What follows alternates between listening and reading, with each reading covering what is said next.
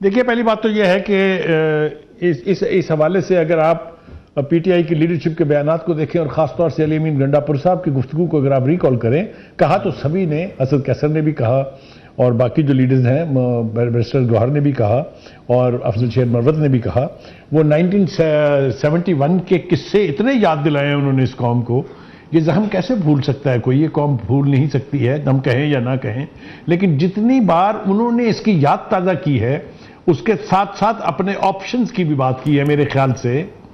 اگر کوئی ڈھنگ کا عدالتی نظام ہو یا کوئی ڈھنگ کی حکومت برسر اقتدار ہوتی تو ان الزامات کے ساتھ آپ گھر واپس نہیں جا سکتے۔ یہ میں بالکل ذمہ داری سے کہہ رہا ہوں کہ آپ ملک توڑنے کی بات کریں، سب کچھ جو ہے وہ سب کے سامنے ہے۔ علی امین گنڈاپور صاحب کی جو گفتگو ہے وہ بھی آپ کے سامنے ہے۔ دوسری بات یہ کہ یہ اسمبلی توڑنے کی خبر ٹھیک ہے یا نہیں ہے، یہ اس لیے ٹھیک ہو سکتی ہے کہ پہلے آپ ماڈل دیکھیں نا، کس نے لیا تھا یہ اسمبلیاں توڑنے کا ماڈل وقت سے پہلے ایک سیاسی جماعت کی طرف سے پی ٹی آئی نے یہ ایجاد کیا ہے نا۔ آپ نے توڑی پہلے پنجاب کی اسمبلی، پھر آپ نے توڑی کے پی کے کی اسمبلی، پھر آپ نے تیسری بھی توڑ دی نا، نیشنل اسمبلی بھی۔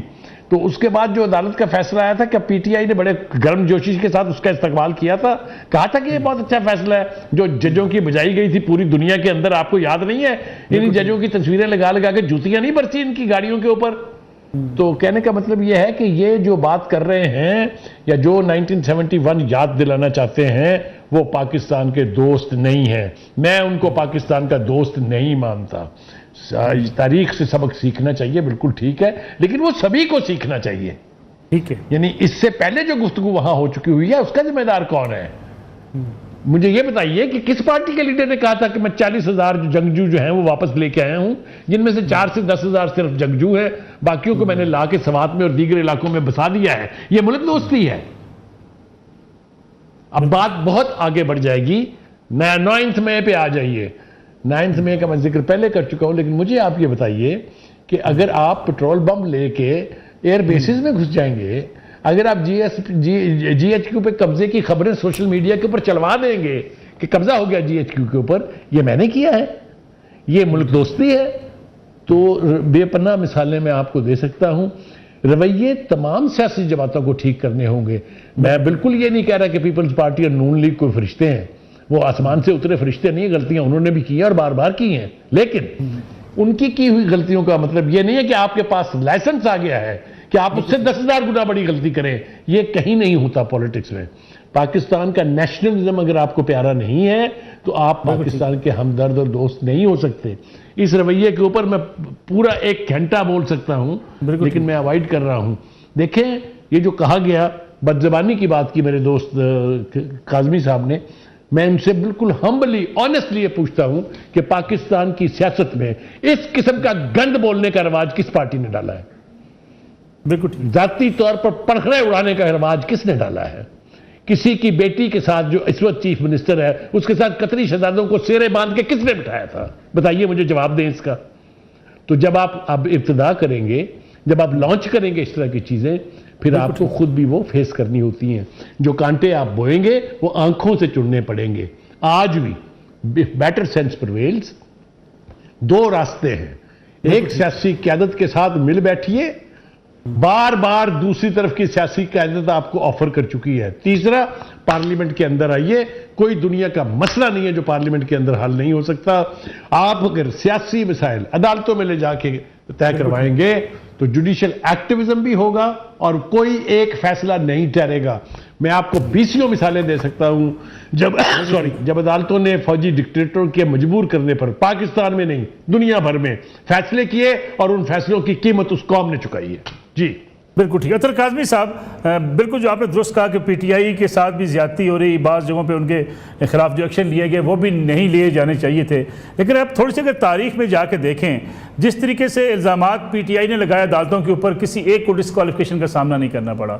جس طریقے سے پی ٹی آئی نے تمام اداروں کو چیلنج کیا، اسلام آباد میں دھرنا دیا، قبریں کھودی، پاکستان کی سیاسی تاریخ میں حکومت الٹانے کے لیے شاید اس قسم کی موومنٹ کبھی نہ چلی ہو۔ یہ حالات کیا اس طرف نہیں لے کے پی ٹی آئی کو کہ پی ٹی آئی کو آج مشکلات کا سامنا ہے اور آج بھی پی ٹی آئی کہیں 2 قدم رکتی ہوئی دکھائی نہیں دیتی ہے؟ دیکھیں، ایک تو یہ ہے کہ بہت سارے مسائل ہیں پی ٹی آئی کے اندر، لیکن میں تھوڑی سی تاریخ کی درستگی کے لیے تھوڑی سی چیزیں یہاں پہ عرض کرنا چاہوں گا. آپ میرے سینئر ہیں, آپ کو یاد ہوگا کہ جب بیگم نسیم ولی خان صاحبہ تھیں تو اس زمانے میں ایک نعرہ لگتا تھا جس نعرے کے ساتھ بلے بلے بھی کہا جاتا تھا. وہ نعرہ کیا تھا؟ پھر جب IGI بنی تو 9 ستارے چاندی کے یہ سارے بچے کس کے, وہ نعرہ کون لگاتا ہوتا تھا؟ اس کے بعد جب محترمہ کی برہنہ تصویریں پھینکوائی گئیں وہ کس جماعت نے پھینکوائی تھی؟ یہ کہاں سے آگے کتوں کو نہلانے والے, یہ کون عورت ہے؟ یہ کس نے کہا تھا اور کس حوالے سے کہا تھا؟ قومی اسمبلی کے اندر جو زبان استعمال کی جاتی تھی, جو اشارے کیے جاتے تھے, کیا وہ ہمیں یاد نہیں ہے؟ میرے خیال میں ہماری میموری جو 2014 سے کیوں شروع ہوتی ہے. کیا ہمیں نہیں پتا کہ اطہر صاحب اگر ساری وہ تقاریر نکالے, اگر وہ ساری تقاریر نکالیں, سارے واقعات نکالیں, تو شاید 5% بھی نہ بنتے ہوں جو آج پچھلے 10 سال سے ہم جس کا ہم سامنا کر رہے ہیں. نہیں, مسئلہ یہ ہے نا کہ ملک صاحب وہ دور تھا 4 اخباروں کا اور 3 کالموں کا. یہ دور ہے ٹک ٹاک کا, سوشل میڈیا کا. ہر چیز ایمپلیفائی ہوتی ہے. اگر ایک بیان کوئی چلتا ہے تو وہ بار بار چلایا جاتا ہے. آپ مجھے ایک بھی ایسا بیان دکھا دیں جو آج کل قومی اسمبلی کے اندر 1-2 نازیبا باتیں ہوئی ہوں گی, لیکن جس طرح 90s کی دہائی میں جو باتیں کی جاتی تھی, پھر کچھ لوگوں کو گرفتار کیا گیا, پھر ان کو بہاولپور جیل بھیجا گیا. وہ کس لیے بھیجا گیا تھا؟ وہ سارا ہماری تاریخ کا حصہ ہے. گو بابا گو کے نعرے لگتے تھے, صدر مملکت میں چادریں پھینکی جاتی تھی, وہ سب کچھ ہماری تاریخ کا حصہ رہا ہے. تو یہ کوئی نئی چیز نہیں ہے, یہ فصل ہے جو اوور دا ایئرز ہم نے بیجی ہے اور اس فصل کو اب ہم کاٹ رہے ہیں. کیا یہ اچھی چیز ہے؟ کیا یہ روایت قائم رہنی چاہیے؟ نہیں, قطعاً نہیں رہنی چاہیے. لیکن اس کا مسئلہ تب ہی حل ہوگا جب ایک سنسیئر کوشش ہوگی, جب اصل مسئلے کی طرف ہم جائیں گے. اور اصل مسئلہ یہ ہے کہ 9 مئی کا مسئلہ ہو جائے یا کوئی اور مسئلہ ہو جہاں پہ قانون ٹوٹا ہے. اب 9 مئی کو کیا ہوا؟ اس ملک میں قانون کو توڑا گیا, اداروں کے اوپر حملے کیے گئے. جب قانون کو توڑا جاتا ہے, آئین کو توڑا جاتا ہے, تو آئین اور قانون حرکت میں آتا ہے.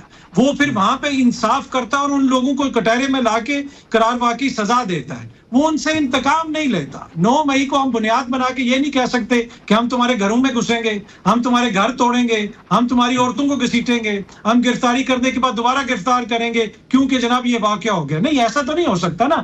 وہ تو لوگ ایسے ہیں جنہوں نے قانون توڑا ہے. ہم نے ان کو آئین اور قانون کے مطابق سزائیں دینی ہیں تاکہ ایک نظام برقرار رہ سکے. تو انفارچونیٹلی وہ ڈسپرنس ہمیں یہاں پہ نظر نہیں آتا. امریکہ کی ہم مثال تو دیتے ہیں, ٹرمپ کیپٹل ہل پہ گیا تھا لیکن وہاں پہ استحکام امریکہ پارٹی کوئی سامنے نہیں آئی تھی. تو ہمارے کچھ زمینی حقائق بھی ہیں, ساری جماعتوں نے اس میں حصہ ڈالا ہے. پر چھوٹی سی بات کروں گا, یہاں پہ کوئی سیاسی جماعت غدار نہیں ہے, خدا نہ خواستہ کوئی ہمارا جو اہلکار غدار نہیں ہے. یہ ختم ہونی چاہیے بات, چاہے کوئی ٹویٹر پہ یہ بات کر رہا ہے یا میڈیا پہ کر رہا ہے, ہم سب نے اس کی مذمت کرنی ہے. تمام لوگ یہاں پہ محب وطن ہیں. ہاں,